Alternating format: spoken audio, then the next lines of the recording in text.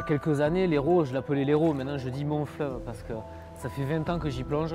Et c'est une rivière que j'apprécie parce que vraiment elle est riche, elle est très peu polluée. Et il y a beaucoup de poissons qui font rêver les pêcheurs. Et moi, ils me font plus rêver maintenant. Je les vois, je vis avec eux. Et justement, ce rêve, j'essaie de le donner, de l'apporter aux pêcheurs au travers de mes vidéos.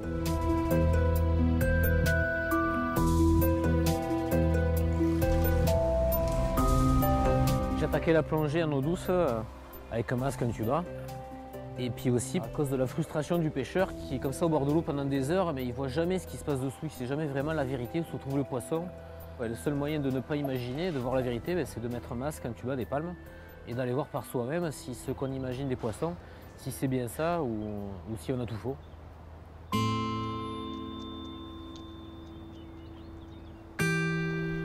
Voilà, ça c'est le groupe de silures qui est sous le grand arbre, qui était à 200-300 mètres de là où je me suis mis à l'eau. Donc il y a plein de silures, on ne les voit pas super bien parce que l'eau n'est pas très claire, mais il y a des dizaines de silures en fait. Là, c'est pas des gros poissons, par contre il est j'ai réussi. J'ai pas trop bougé, si là il y en a un qui est beaucoup plus gros, là celui-là. Ça c'est pas pareil déjà. Voilà, bon l'apnée n'a pas duré longtemps. Hop, et là, regardez. Là, et là, ça se voit pas très bien, mais c'est un banc de carpe qui était en train de me regarder. Vu que je bougeais pas, que j'étais dans la branche, les carpes curieuses sont venues me voir. Donc là, je suis au-dessus je suis accroché à une branche, et là, bon, on voit bien qu'il y en a plein. Hein, donc, je pense que la fraie ne doit pas être trop loin non plus. Et si je pouvais y aller les filmer pendant qu'ils frayent, ça serait carrément énorme. Alors ça, c'est assez rare. Vu qu'il est aveugle, le silure, il vient pas me voir, il vient me sentir. Et pour me sentir, vu qu'il y a du courant, il est obligé de se mettre très très proche de moi. Donc il me sent avec ses longs barbillons.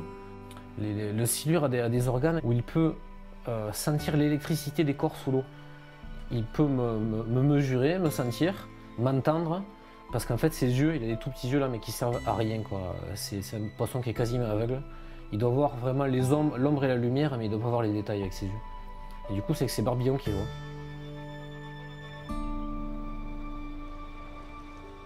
Le rythme de mes plongées, ça dépend essentiellement si l'eau elle est claire. Par exemple, aujourd'hui, elle est à peu près claire, donc ça vaut le coup de plonger.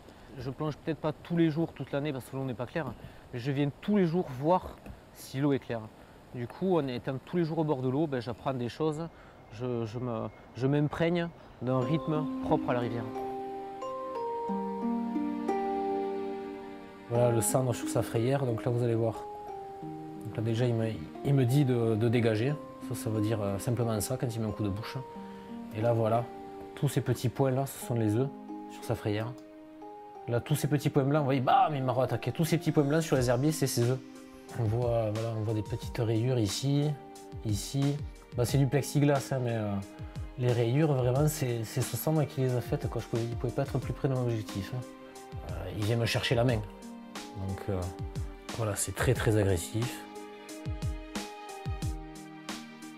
Par rapport à mes vidéos, on me dit mais où est-ce que tu as filmé ça? C'est quoi tes coins? Les pêcheurs me demandent s'il y a toujours autant de poissons. Et moi je leur réponds qu'il y a beaucoup de poissons, que du cendre il y en a, et du brochet. Enfin, tous les poissons, il y en a encore beaucoup. Sur un secteur comme ça, là, je sais pas moi, sur 100 mètres de rivière, vous pouvez avoir 10 cendres, 10 brochets, 50 carpes et des milliers de poissons blancs. Et, alors que sur d'autres secteurs, sur 100 mètres, il n'y aura rien du tout. La rivière, c'est pas un monde figé. Ça varie tout le temps, ça change tout le temps. On peut être sûr de rien. Et chaque fois que je mets la tête sous l'eau ici, je suis surpris, je suis admiratif, je découvre de nouveaux poissons, je découvre de nouveaux comportements, je découvre de nouvelles lumières, ça c'est l'œil du photographe, de nouvelles situations, et c'est un perpétuel renouvellement. Ces rivières, c'est vraiment un trésor qu'il faut nous protéger de toutes nos forces.